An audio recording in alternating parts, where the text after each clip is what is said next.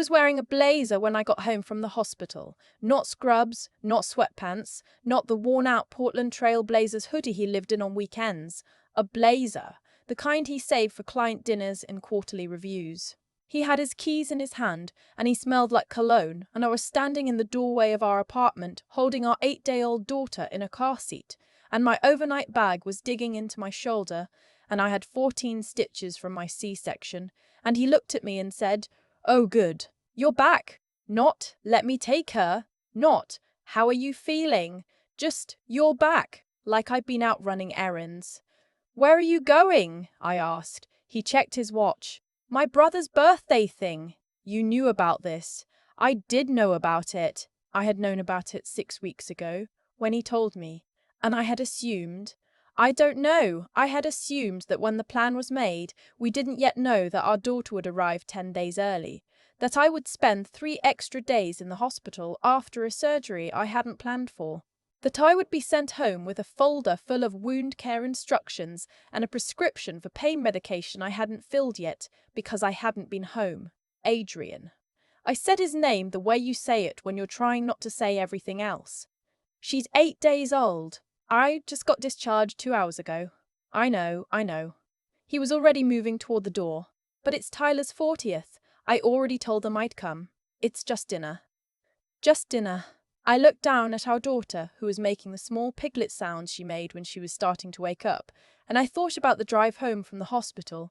He hadn't come to pick us up. I had texted him when the discharge paperwork was signed, and he had texted back, "Can you grab a lift? I'm handling something." I didn't ask what. I just ordered the car, buckled her in, tipped the driver an extra $10 because he helped me get the car seat through the lobby door. "You didn't come get us," I said. It came out quieter than I meant it to. I said I was sorry about that. He hadn't actually, but I was too tired to correct him. I was the kind of tired that lives behind your eyes and in the joints of your hands, and in that particular hollow place, just below your ribs that no amount of sleep seems to reach. I had been awake for most of 3 days. I had learned how to breastfeed in a hospital bed, with a nurse watching my technique. I had signed 17 forms. I had cried twice in the bathroom with the door locked because I didn't want Adrian to see, and I wasn't even sure why I was crying. Relief, probably, and fear, and this strange loneliness that I hadn't expected to feel, with another person physically attached to my body. "I need help tonight," I said. "I don't know what I'm doing yet. I barely know how to hold her without panicking." "You're doing great," he said. Like it was a compliment. Like it was enough. "And Lauren's coming over, right? You said Lauren was coming." Lauren was my college roommate. Lauren lived 40 minutes away and had 2 kids of her own, and I had texted her yesterday to tell her I was being discharged, and she had said I'll try to come by this week. That wasn't a plan. That was a maybe. "Lauren isn't coming tonight," I said. "Okay, well." He spread his hands out like he was helpless, like the situation had already been decided by forces beyond him. "It's just a few hours. You'll be okay." He kissed me on the top of my head, the way you kiss a child you're leaving with a babysitter, and he left. I stood in the entryway for a long time. My daughter, we had named her Pearl, a name we had agreed on in the 2nd trimester during a road trip to the coast. Pearl started to cry, and then I started to cry. And then I sat down on the floor of our entryway, right there between the shoe rack and the console table, because it was the only place I could get to before my legs gave out. I cried the way you cry when you've been holding it together for so long that the act of finally letting go feels almost physical, like something releasing in your chest. I sat on that floor for 10 minutes. Then I picked myself up, took Pearl to the nursery, fed her, changed her, settled her into the bassinet. Then I took 4 steps to the bathroom, washed my face, and called my mother. She picked up on the 2nd ring. "Sweetheart," she said, just that. And something about her voice saying that one word in that tone made me cry again, and I wasn't even embarrassed. I told her everything. The discharge, the lift, the entryway, the blazer, Tyler's 40th. I told her I had 14 stitches and an unfilled prescription, and I didn't know what I was supposed to do next. I told her I was scared and I was angry and I was so tired that the word tired didn't feel like it meant anything anymore. My mother was quiet for a moment. Then she said, "I'll be there in the morning." Don't do anything tonight. Just feed that baby and sleep when she sleeps and let everything else wait. Mum, I'm already looking at flights. She lives in Phoenix. It's a 2.5-hour flight, and she booked it while I was still on the phone. I heard her clicking. She said she'd land at Portland International at 9:45, she'd take a car, she'd be at my door by 11. You don't have to do that, I said. I know I don't have to, she said. That's not the same thing as not doing it. I don't know if she slept that night. I didn't either, not really. Pearl woke up every hour and 45 minutes with a precision that felt mechanical, and I fed her and changed her and put her back and lay staring at the ceiling in between, listening to Adrian come home at 11:30, listening to him move around the kitchen, listening to him get into bed beside me without saying a word. In the morning, he asked how the night went. Long, I said. Yeah. He poured himself coffee. You should sleep when she sleeps. Everyone says that. Your mum called last night, he added, like this was a casual thing. She's coming today, I said. She'll be here by 11. Something shifted in his face. I thought we talked about wanting space to figure this out as a couple. We had had that conversation months ago, in the abstract way that you discuss hypothetical future things when the future hasn't arrived yet. We had talked about wanting the first few weeks to be just us, about not wanting visitors underfoot, about establishing our own rhythms. I had agreed to that version of the conversation. That version did not include me being discharged from a C-section recovery alone into an empty apartment while my husband went to a birthday dinner. That was before, I said. Before what? I looked at him. I thought about everything I could say. I thought about the lift confirmation email still sitting in my phone, time-stamped 2 hours after my discharge. I thought about the blazer. I thought about your back, and you'll be okay, and the top of the head kiss. Before this, I said, and I went to feed Pearl. My mother arrived at 11:08. She came through the door with a rolling suitcase and a tote bag full of things she'd assembled at a 24-hour Walmart near the Phoenix airport at 5 in the morning, lanolin cream, nipple pads, a specific brand of mesh underwear she said was the only thing worth wearing after a C-section, 3 kinds of tea, and 2 containers of her homemade chicken and rice soup that she'd somehow frozen and packed in dry ice. I don't know how she managed any of that. I didn't ask. I just hugged her in the doorway, and she held me for a long time, and she smelled like the lavender soap she'd used my whole life, and I cried again, quieter this time. She took Pearl from me and held her with the confidence of a woman who had done this before, who remembered exactly how to support the head and tuck the weight against her chest. Go shower, she told me. Real shower. Take your time. I stood under hot water for 19 minutes.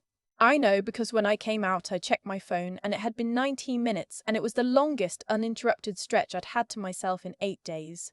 I sat on the edge of the tub and I just breathed. Adrian was not particularly warm to my mother, but he wasn't rude either. He was the particular kind of civil that reads as cold to anyone paying attention.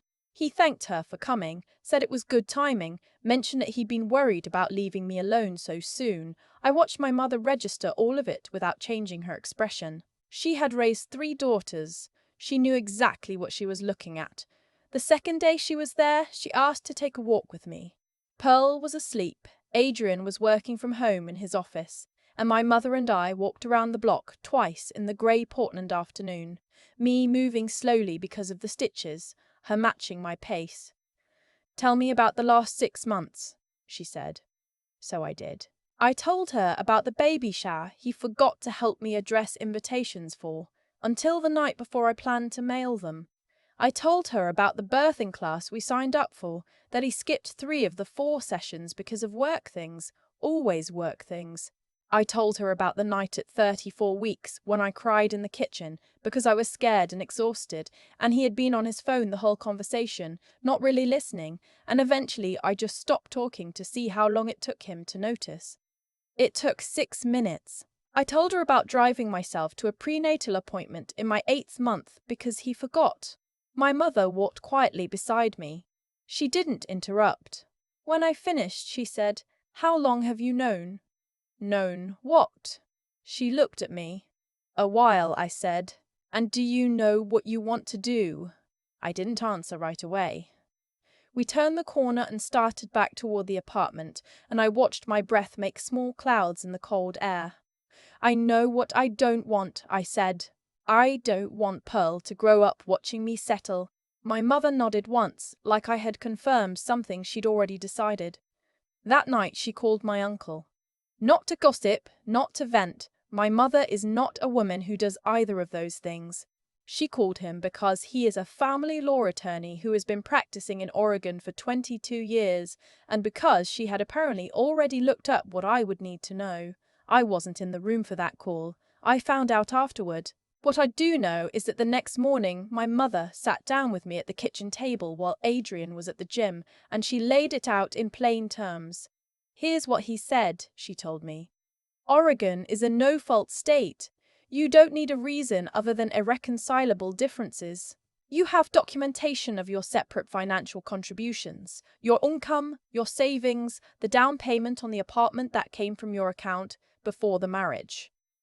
She slid a notepad across to me. He said you should pull your credit report today. Both of you are on the joint account and the joint card. You need to know what's on them. I stared at the notepad. Mom, I just got home from the hospital. I know, she said, and I am not telling you to decide anything today. I am telling you to know things today. There's a difference. I pulled the credit report.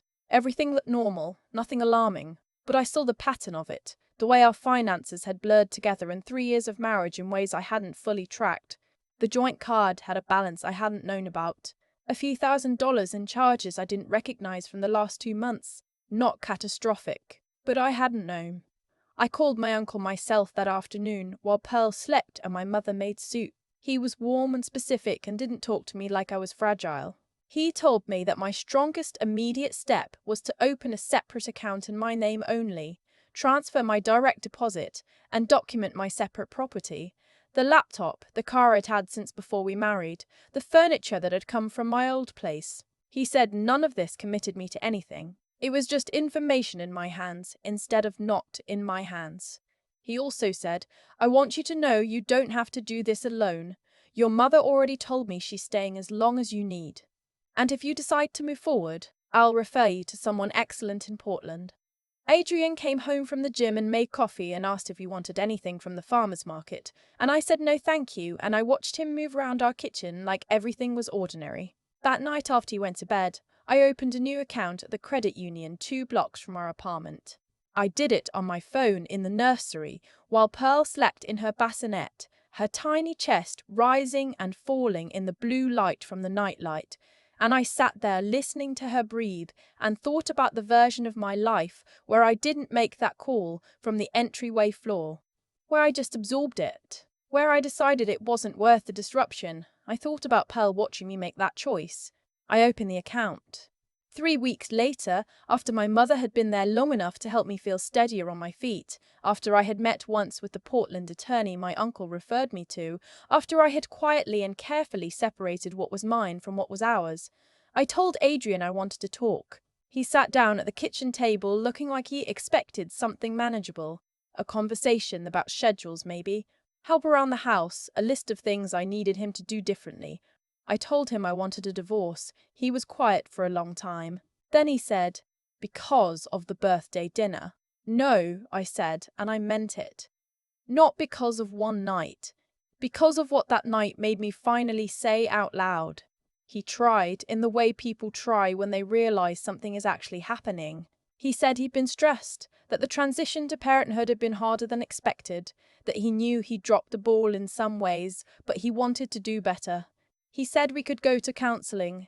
He said Pearl deserved 2 parents in the same house. Pearl deserves parents who are honest, I said, and I'm being honest with you right now.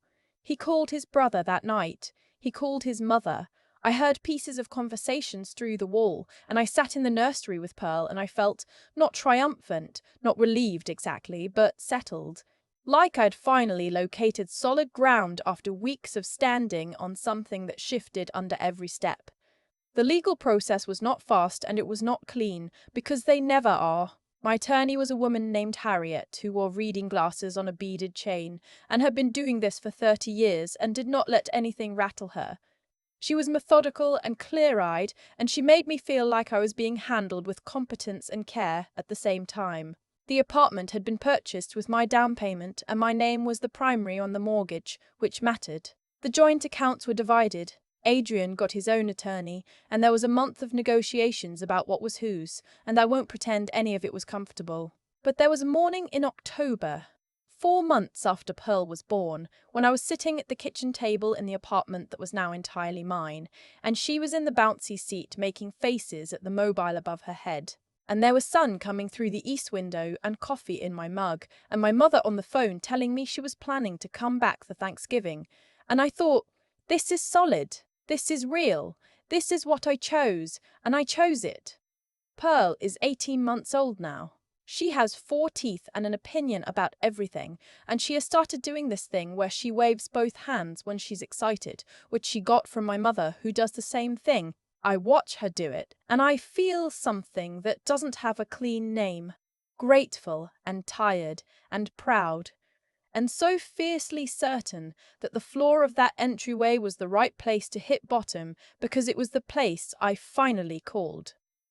My mother still has the flight confirmation on her phone. She showed it to me once a few months ago. 9:45 into PDX, booked at 5 in the morning at a Walmart near the Phoenix airport, because she heard something in my voice and didn't wait to be asked. I spent a long time wondering if I'd made too much out of one dinner, one blazer, one set of keys jingling on their way out the door. I don't wonder anymore. It wasn't the dinner.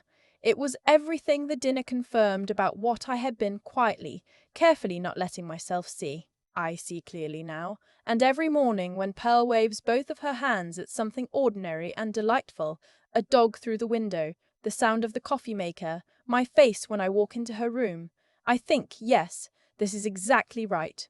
This is what choosing yourself actually looks like, when you finally decide to do it.